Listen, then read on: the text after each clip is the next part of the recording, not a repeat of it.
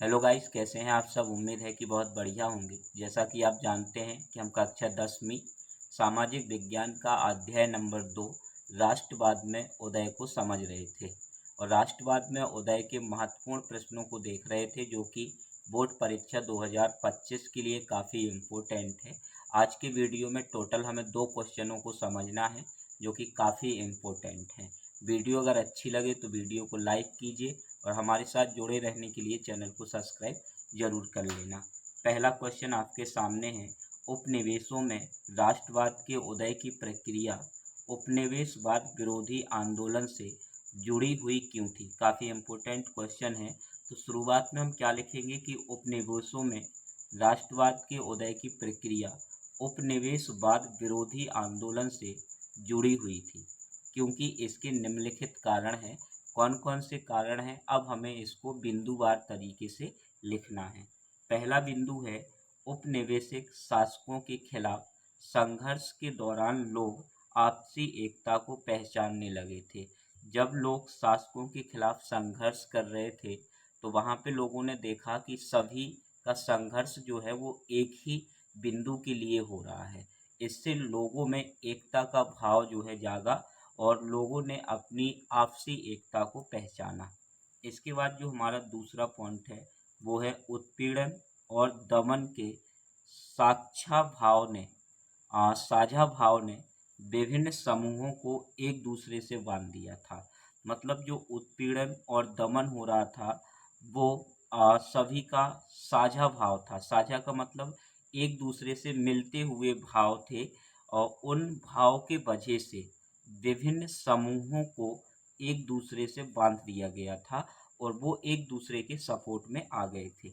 इसके बाद जो तीसरा पॉइंट है वो है कि इसी प्रकार से जो है वो वियतनाम, चीन, बर्मा, जिसे आज हम म्यांमार के नाम से जानते हैं, आदि देशों में उपनिवेशवाद का विरोध होता रहा, क्योंकि उपनिवेशवाद के कारण आर्थिक शोषण और राजनीतिक हस्तक्षेप बढ़ता जा रहा था। ये लोग जो है वो आर्थिक शोषण भी हो रहा था और उसके साथ साथ राजनीतिक हस्तक्षेप भी बढ़ता जा रहा था, जिससे राष्ट्रीय भावनाओं का विकास हुआ। लोगों ने पहचाना कि ये चीज़ हमारी है, फिर भी जो है वो सामने वाला व्यक्ति इसी चीज़ में हस्तक्षेप कर रहा है और हमारा ही आर्थिक शोषण कर रहा है। तो जब लोगों का आर्थिक शोषण और उनकी राजनीतिक हस्तक्षेप बढ़ता जा रहा था तो उस स्थिति में राष्ट्रीय भावनाओं का क्या हुआ, विकास हुआ। तो 3 नंबर का क्वेश्चन है और आपको 3 पॉइंट यहाँ पे याद रखना है। उपनिवेश में राष्ट्रवाद के उदय की प्रक्रिया उपनिवेशवाद विरोधी आंदोलन से जुड़ी हुई क्यों थी। काफ़ी इम्पोर्टेंट क्वेश्चन है। अब बात करते हैं अगले क्वेश्चन की। तो अगला क्वेश्चन है बेटा कि पहले विश्व युद्ध ने भारत में राष्ट्रीय आंदोलन के विकास में किस प्रकार योगदान दिया। काफ़ी मोस्ट क्वेश्चन है, आप बिल्कुल याद कर लीजिए। बोर्ड परीक्षा 2025 में 100% पूछा जाएगा। क्या क्वेश्चन है कि पहले विश्व युद्ध ने भारत में राष्ट्रीय आंदोलन के विकास में किस प्रकार योगदान दिया। तो हम सब जानते हैं कि प्रथम विश्व युद्ध जो है 1914 में स्टार्ट हुआ था। प्रथम विश्व युद्ध 14 जुलाई 1914 में मित्र राष्ट्र में कौन कौन से देश थे बेटा। तो मित्र राष्ट्र में ब्रिटेन, फ्रांस, रूस और अमेरिका शामिल थे, तथा धुरी राष्ट्रों में ऑस्ट्रिया, हंगरी, जर्मनी, जापान, तुर्की और इटली देश शामिल थे। यहाँ पे हमें बेटा याद रखना है कि मित्र जो राष्ट्र था, तो मित्र राष्ट्र में टोटल 4 देश शामिल थे। पहला ब्रिटेन, दूसरा फ्रांस, इसके बाद रूस, अमेरिका, तथा धुरी राष्ट्रों में ऑस्ट्रिया, हंगरी, जर्मनी, जापान, तुर्की और इटली देश शामिल थे और दोनों ध्रुवों के मध्य प्रारंभ हुआ था। इसका भारतीय आंदोलन पर निम्नलिखित प्रभाव पड़ा। भारतीय आंदोलन पर निम्नलिखित प्रभाव पड़ा। कौन कौन से प्रभाव पड़े थे वो हमें यहाँ पे बिंदुवार देखना है। तो पहला पॉइंट हमारा है कि प्रथम विश्व युद्ध ने एक नई आर्थिक और राजनीतिक स्थिति पैदा कर दी थी। इसके कारण रक्षा व्यय में भारी इजाफा हुआ और करों में वृद्धि की गई। जब हमें रक्षा क्षेत्र में भारी जो है वो व्यय करना पड़ा, तो फिर उसी व्यय को पूर्ति करने के लिए करों में भी वृद्धि की गई थी। काफ़ी इम्पोर्टेंट पॉइंट है कि प्रथम विश्व युद्ध ने एक नई आर्थिक और राजनीतिक स्थिति पैदा कर दी थी। इसके कारण रक्षा व्यय में भारी इजाफा हुआ। इजाफा का मतलब होता है वृद्धि, यानी अधिक खर्च हुआ और करों में वृद्धि की गई। इसके बाद जो दूसरा पॉइंट है बेटा, दूसरा पॉइंट है सीमा शुल्क बढ़ा दिया गया और आयकर शुल्क जो है वो शुरू किया गया।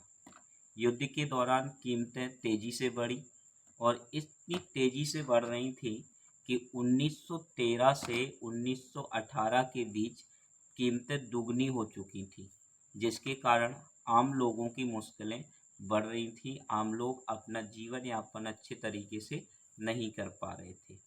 इसके बाद तीसरा पॉइंट है ग्रामीणों की सेना में जबरन भर्ती किया गया, जिसके कारण ग्रामीण इलाकों में व्यापक गुस्सा था। ग्रामीणों को सेना में जबरन भर्ती किया गया, जिसके कारण ग्रामीण इलाकों में व्यापक गुस्सा था।